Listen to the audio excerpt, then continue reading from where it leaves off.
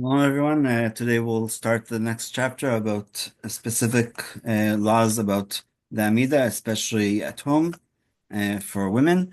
So I don't know if we mentioned this when we're learning about the Amida in general, but the Talmud in Sanhedrin 96a says that the reason why we take three steps is related to a reward that Hashem gave to Nebuchadnezzar. So yes, Nebuchadnezzar was an evil king, but the Talmud says the following story that when King Hezekiah was sick, so that Baladan, the king of Persia at the time, said, "Ika gavad kai velo beina shadu shlama." Like, is there such a thing that this is a man like this, and I'm not going to send him greetings and get well card?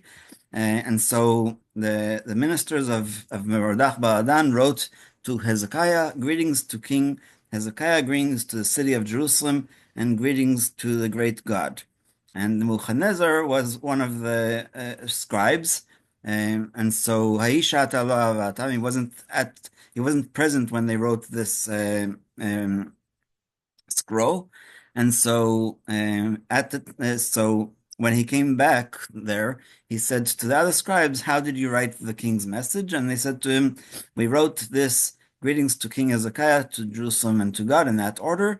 And Nebuchadnezzar said to the scribes, "You called him the great God, and you wrote him at the end of the list, so that's disrespectful." And so he said, "Rather write this greetings to the great God, greetings to the city of Jerusalem, and greetings to King Hezekiah." The scribe said to Nebuchadnezzar, "The one who reads the letter, let him be the messenger," meaning it's a phrase basically that since you're the one who said that we should do this advice, that you should actually do it. So he took the letter and he revised it, and it says that he took three steps. Here it says four, but according to the Mefarshim, there's a different version, and it really should be three. And so, because of those three steps that he took in order to correct the letter to Hashem and to Chizkiah, that's why Hashem rewarded him with three generations of his to be the ruler of the whole world, the populated world at the time. And that's why there was Nebuchadnezzar and his son, and Vashti was the wife of Achashverosh, and she was his granddaughter, and so that was the third generation. And of course, it says Ma'av Sheva Medina, 127 countries or provinces. So that's why he got this. And so back to the Amida. During the Amida prayer, we stand before God, the King of Kings, and so we're talking about the honor of Hashem. This is not the case regarding other brachot and prayers, although all prayers must be recited with solemnity and kavanah, concentration. They are not at the same level as the Amidah, in which we stand before the king. Therefore, the sages instituted special halachot that pertain solely to the Amidah prayer.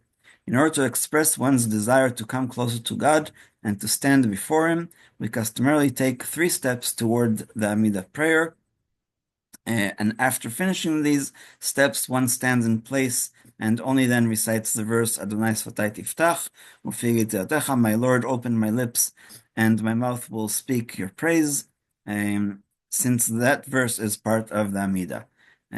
So we already said that it's not interference, because even if we are Somech Gilad Tfilah, first we say the redemption of Israel, and then we do the Amidah.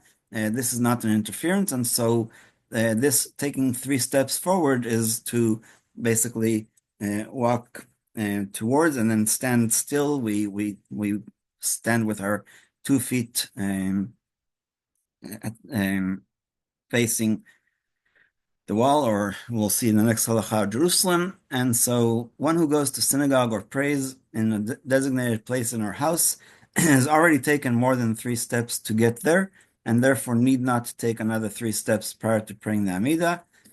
Some poskim say that it is proper even for one who already walked to her place of prayer to take another three steps forward immediately before beginning the Amidah, if a significant amount of time has elapsed since she arrived at her place of prayer.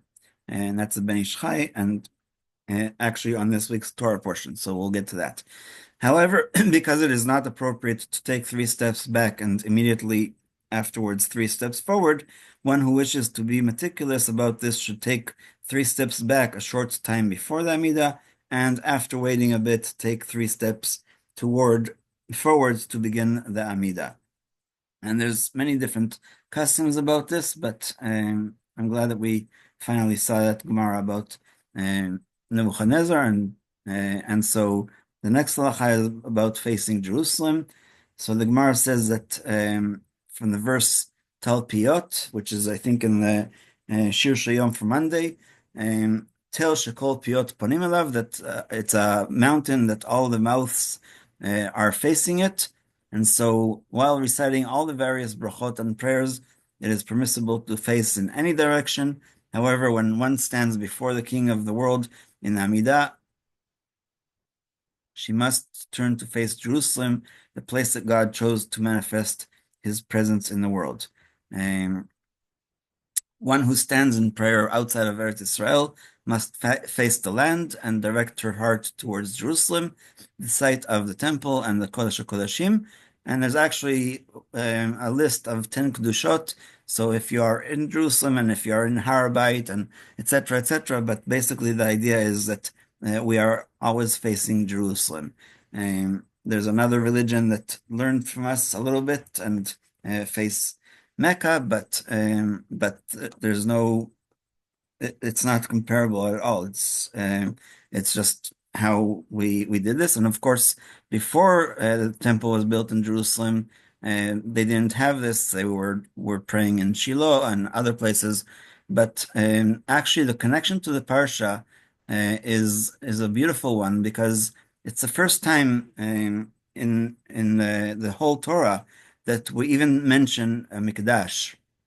So in the Shir Shirat Hayam, in the Song of the Sea, it says Mikdash Adonai Konenu Yadecha, and so there's actually a beautiful Zohar about how Hashem already built the Mikdash Shel Mala and Yerushalayim Shel Mala already in heaven, even before they even got to that was too many evens before they got to Canaan, and David bought the Mount of Moriah and built the foundation for the Mikdash, etc.